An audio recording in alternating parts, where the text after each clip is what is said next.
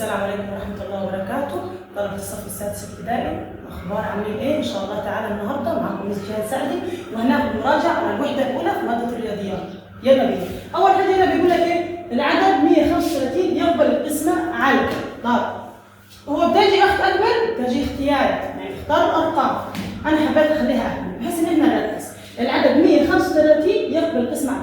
بص كده أهو، أحده كام؟ أحده 5. لو نرجع لأول درس، ده من الشروط إن هو يقبل القسمة على كام؟ 5. أحده 5، أحده 0، يبقى يقبل القسمة على كام؟ على 5. العدد الذي جميع عوامله 2 و2 و5 هو نضرب 2 في 2 ب 4، 4 في 5 ب 20. ميم ألف عايز المضاعف ل 15 والستة، حلها ازاي؟ نجيب كده 6 حل 2 في 3، أقول 15 3 في 5. طب هنعمل ايه؟ نضربهم كلهم في بعض، بس هنا الثلاثة اتكررت مرتين أضربها أجيبها مرة واحدة. 2 في 3 ب 6، 6 في 5 30. اللي اتكررت مرتين أضربها مرة واحدة، ما اجيبهاش على مرتين يا جماعة. طب المضاعف المشترك برضه هنا اللي احنا عددين 4 و8. بحل 2 و2، طب 8 2 في 4، 4 2 في 2. نجيب ازاي المضاعف؟ أول حاجة إن الاثنين اتكررت كم مرة؟ 2 و2، 2 تاني و2، اتكررت مرتين، المرتين ما نذكرهاش. 2 في 2 في 2 ب 4 في 8. تلم اصل 2 دي و2 دي اتكرروا، ما كررتهاش تاني أنا. جت هنا ايه؟ 3 تساوي نقط، اضربها في 6. ايه ده؟ هو بيقول إيه؟ هو اخذ 6 عامل مشترك، وهالدليل ان 18 على 6 ده بكام؟ 3، يبقى 12 على 6 فيها 2. اذا كان ايه على 5 تساوي 9. يا جماعه دي معادله، العلى في والفي على، يعني العلى اقلبه في والفي اقلبه على، والزائد ناقص والناقص اوديه زائد. يعني ايه النهارده؟ بيقول لك العلى خليها في 5 في 9 45. من شكل الفرن المقابل عاوز عين ميم عين ميم ألف. طب اهو دول مجموعتين يا جماعة، المجموعتين دول حصل ما بينهم تقاطع.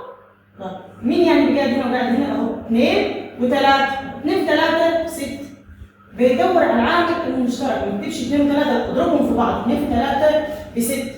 ميم ألف. الضرب المضاعف اضربهم كلهم في بعض. 2 في 2 في 3 في 3. 2 في 2 ب 4، 4 في 3 ب 12، 12 في 3 36. هنا برضه 14 زائد 21، نفس المسألة اللي فوق على فكرة. 14 زائد 21 بتساوي 7 في نقط زائد 3. لو رجعت كده اهو 21 على 7 فيها 3، يبقى ال 14 على 7 فيها كام؟ فيها الاثنين. برضه اخذ هنا 7 عامل مشترك. اول ما يا جماعه يجيب لك رقم وقوس اعرف ان هو ماخد الرقم ده ايه؟ عامل مشترك. العدد نقط يقبل الاسم على 6. قبل ما ابص على الارقام، هو قال لي ايه عشان يقبل الاسم على 6؟ نرجع كده للدرس الاول. يقبل الاسم على 6 اول حاجه يكون العدد زوجي. اول حاجه العدد زوجي. ثاني حاجه نفس عدد زوجي، ونجمع العدد يكون مجموع يقبل الاسم على كام؟ على 3. طب نشوف 350 زوجي. ايوه زوجي. طب نجمع 5 زائد 3 8، ما تقبلش على 3. 372 زوجي، لو قبل على 3 يبقى يقبل على 6. 2 و7 9، 9 و3 12، يقبل على 3 يقبل على 6. هو ده الرقم اللي انا هاخده. تعالى رقم 10، العدد نقط يقبل الاسم على 2 و5 و10. نرجع لاول درس. 2 يكون عدد زوجي، يعني 0 2 4 8 الى 5 عدد او 0 او اوله 5، يعني احاده 0 او احاده 5. طب 10 برضه ال10 شرط ان هو يكون احاده كام؟ احاده 0. طب يعني احنا في الحدود دي كلها عايزين اوله 0. الاثنين اولها 0؟ لا. 25 تقبل على 5 بس ما تقبلش على الاثنين ولا تقبل على 10. ال 40 اولها 0. ولو ركزنا 40 على الاثنين فيها 20، 40 على 5 فيها 8، 40 على 10 فيها 4. تعالى هنا بيقول لك اجمع ما ياتي اوجد عين ميم الف. عايز عامل برضه العددين 16 و20. انا بعمل حاجه حلوه، بجيب الشجره بتاعتي او التحليل يا جماعه واجي على جنب. 16 كم في كام؟ 2 في 8. 8. طب ليه تحليل 2 اهي 2 في 4 والأربعة 2 في 2. طب وال20 2 في 10 شكرا. وال10 2 في 5. عين أول حاجة 16 أدتك كام؟ 2 و2 عشان 2 و4 واحد شاطر يقول لي 8 لا 8 طالما هتتحل وتطلع الأرقام مش عاوزها. طالما ال8 تحل وتطلع الأرقام ما تاخدهاش والأربعة تطلع الأرقام ما تاخدهاش. آخر فروع الشجرة 2 في 2 في 2 في 2 وال20 2 في 2 في 5. ما ناخدش ال10 اتفقنا اللي بيتحلل ما باخدوش. 2 في 2 ما ينفعش يا جماعه اكتب الخمسه هنا اكتبها على كده. يعني ايه يعني ميم الف؟ يعني الرقم قاعد هنا وقاعد هنا. مين اللي قاعد هنا وقاعد هنا؟ بس كده 2 ننزلها كم مره؟ اتفقنا رقم متكرر ما بتحاولش معاه غير مره واحده. في 2 في 2 ب4. احنا كده جبنا عين ميم الف. تعالى نجيب المضاعف. مضاعف اتفقنا من الاول بيلم الشمل يعني بيجيب الارقام كلها. 2 في 2 اتفقنا بينزل بره 1 نزل دي معاه في 2 نزل تاني 2 الثانيه في 2 ونزل مين بعدين في 5 هنا في 2 في 2 ب4 4 في 2 ب8. لحظه جيب الارقام دي مع بعض. انا بحب اروح اسهل على نفسي. 2 في 5 ب10 10 في 8 ب80. اوجد ناتج خمس زائد تم. قبل ما نبص على المثال الوسط المقام موحد؟ لا. طيب علشان اجمع لازم رساله ثابته تبدا المقامات موحده. طيب الخمسه ينفع تبدا 8؟ بص على الصغير. الخمسه ينفع تبدا 8؟ لا. طب ولا ال8 حتى لو بسطت او رسمت ينفع تبدا 5. طب تعمل ايه؟ هضرب. بنيجي اتجاه عكسي يا جماعه. نضرب هنا في 8 ونضرب هنا في 5. كده هتديها في النص. علشان انا هضرب بسط ومقام ما ينفعش اضرب في المقام واسيب البسط. هقول له تساوي الخمسه في 8 ب40. 1 في 8 ب8. زي ما ضربت تحت بضرب فوق ما بضربش تحت واسيب فوق. 5 في 8 ب40 1 في 8 ب8. برضه تاني 8 في 5 انا ضربت في 8 هعكس عند الخمسه الضرب ده 8 في 5 ب40. 5 في 1 زي ما بضرب تحت بضرب فوق ب5. قبل ما احل المسألة لو هنا ما طلعتش 40 وهنا 40 يعني لو الرقمين في المقامات ما طلعش زي بعض يبقى بتحل غلط يا سنه ثابته. لو 40 و40 ما طلعوش شبه بعض اي رقم لو الرقمات ما طلعتش موحده يبقى بنحل ايه؟ غلط. صلى على سيدنا محمد. هنزل 40 زي ما هي 5 و8 13. ما لهاش تبسيط اكتر من كده. حلل العدد 32 الى عوامله الاوليه. 32 تساوي اهو هقول له ايه؟ 32 كم في كم؟ 4 8. طب الاربعه 2 في 2 8 2 في 4. الاربعه ايوه لها تحليل 2 في 2. بس كم 2 طلعت؟ 1 2 3 4 5. ناخد الاربعه دخلنا بيطلع منه تحليل ما باخدوش.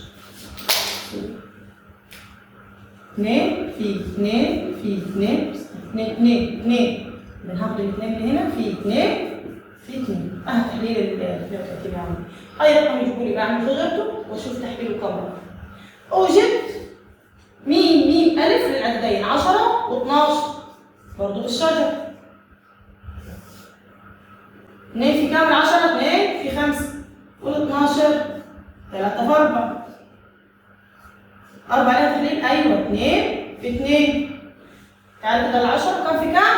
2 في 5. واحده شاطره تقول لي 12 3 في 4 لا. حل 3 في 2 في 2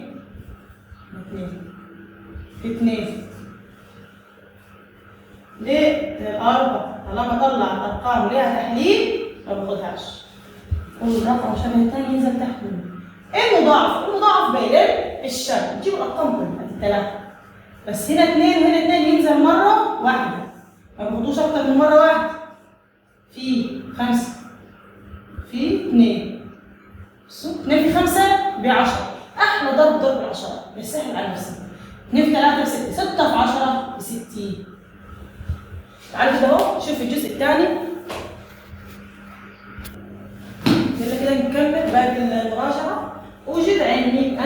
وميم ميم ألف للعددين 12 و8 مستخدم الشكل فان. ممكن يجيب لي دايرتين وممكن أنا أعملها الاثنين إن شاء الله مش هيصعب. 12 و8. محدش لاحظ أول حاجة لما أكمل إن دايما يجيب لي عين ميم ألف وميم ميم ألف؟ أيوه. سؤال امتحان بإذن الله تعالى هتلقوه في شهر أكتوبر في التقييم، وإن شاء الله تعالى برضه هتلقوه في الامتحان بتاع النص التاني. 12 2 في 6 و6 2 في 3 8 2 في 4 4 2 في 2. لحظة نجيب جرد ادي الاثنين هنا شرط في 2 تاني شرطتين. 2 الاولانية خديها اهو، او الاثنين التاني برضه خدها. ال8 خدت منها كام؟ 2 خدت منها 2 فضل كام؟ 2 1. واكتب هنا فوق هنا دي 8 هنا دي 12. الدايرة دي سميتها 8 ليه؟ فيها 3 اثنينات 1 2 3 اهو. اهلا مركزين 1 2 3. طب الدايرة الثانية فيها 2 2 و3 يعني 2 و2 و3. عاوز ايه؟ عاوز عين ميم ألف. مين اللي قاعد في النص؟ 2 و2 لسه من الأول ماخدينها، طالما جبنا في النص جاب لك التقاطع على طول. 2 في 2 ب4 ما نزلش 2 و2 أضربها. طب ميم في ألف بين الشمل المضاعف بيقول أضرب الكل. 2 في 2 في 2 في كام؟ في 3. عملتي ايه؟ 2 في 2 في 3 ضربتهم كلهم. 2 3 في 2 ب 6 2 في 2 ب 4 4 في 6 ب 24. لما تقسم المسألة على نفسك بتسهل على نفسك المسألة. طيب هنا وزع تاجر مسألة مهمة وعاوزة تركيز. هو بيلعب معاك بالألفاظ بحيث ايه يشتتك او بيشوف مدى ذكائك. تعالى نشوف مدى ذكائك. وزع تاجر 18 زجاجة حليب و30 علبة عصير على صناديق تحتوي على العدد نفسه من زجاجات الحليب وعلب العصير. اوجد اكبر عدد من الصناديق يمكن للتاجر تكوينه مع كتابة التعبير العددي الذي يعبر عن الموقف. وزع تاجر 18 زجاجة حليب. انا هعمل كراتين وكل بس معايا كام ازازة حليب؟ معايا 18 ومعايا كام تاني؟ 30 علبة عصير. كل كرتونة اشيلها نفس العدد من الحليب. يعني مثلا الكرتونة الأولى تاخد جزازة حليب، الثانية برضه تاخد جزازة، الثانية واحدة هتاخد علبتين عصير، الثانية تاخد علبتين عصير. يقصد إن الحليب هنا اللي بتساوي مع الكرتونة اللي فيها حليب هنا والكرتونة اللي فيها حليب هنا. طب والعصير برضه هنا حطيت 3 علب عصير، يبقى هنا احط 3 علب عصير. طب الحتة دي هو عاوز يعرف أنا هشيل كام كرتونة؟ أنا هجيبها إزاي؟ هجيبها بالتحليل برضه. أيوه هنجيبها بالتحليل. هنجيبها إزاي بالتحليل؟ هنجيبها بالتحليل ومن خلال التحليل هنعرف مين العامل الأكبر، هنعرف على من العامل الأكبر هنعرف كم عدد الكراتين اللي عندي. تعالوا كده نشوف 18 كم؟ 3 في 6 6 2 في 3. أول حاجة 18 حليناها أهو. طب مين تاني؟ 30 كم؟ 3 في 10. أول 10 2 في 5. أنا عاوزة عين ميم ألف. كده هوزع من بعد ما اوزع هعرف حسنه ثابته ان هو عاوز مين؟ عاوز العامل. العامل يبقى منه عدد الكرتونات 24 يلا على طول اهو. كم في كم من 24؟ 2 في 12 خليها 4 في 6. اللي يقول لي 3 في 8 كلها بتؤدي لنفس الطريقه. 4 في 6 4 كم في كم؟ 2 في 2 6 3 في 2 خلصت كده. أنا هجيب هنا 24 تساوي أو مش لازم. بعد كده هقول كام؟ 30 حللها لا 36 زجاج الزيت. كم في كم دي 36؟ 6 في 6. احنا التحليل ده 2 في 3 وهنا 2 في 3 عشان ما تنساش دماغك كتير.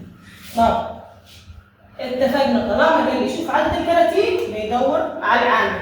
مين قاعد هنا؟ هذه بصوا 2 مرة أو خليها شرطة واحدة عشان نعرف إن هي جت مرة أو مرة. طب 3 دي شرطة ودي شرطة. الاثنين تاني كده شرطتين. إيه ده؟ والاثنين تاني. ده كله اتكرر أيوة بس مش هكتبهم كلهم. هتعمل إيه؟ الاثنين تكرر مرة واحدة في. طب 2 هنا و2 هنا تاني مرة واحدة.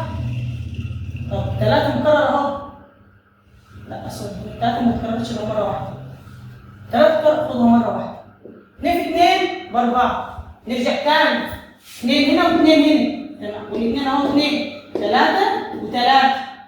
3 دي ما اتكررتش تاني مفيش غير 3 واحدة هنا كررناها. 2 في 2 ب4. 4 في 3 ب12. كده عدد الكراتين تساوي 12 كرتونة. مش هتضحك عليا كل مرة أنا هجيب 12 كرتونة وتعالى هعمل ال 12 دي هاخدها عامل مشترك وأقسم. 24 على 12 فيها الاثنين. طب 36 على 12 فيها الثلاثة. كل كرتونة هحط فيها 2 كيلو من السكر و3 ازايز من الزيت. وكل عام وانتم بخير. قبل اي ما نختم الدرس باذن الله تعالى اي مثال اوقف معاكم مثال تكتبوه في التعليق. في الجزء الثاني لمراجعه الوحده الاولى هنزلها في المراجعه الثانيه ان شاء الله. واتمنى ان تكونوا فهمتوا. ولو فهمتوا باذن الله تعالى دوس لايك والاشتراك.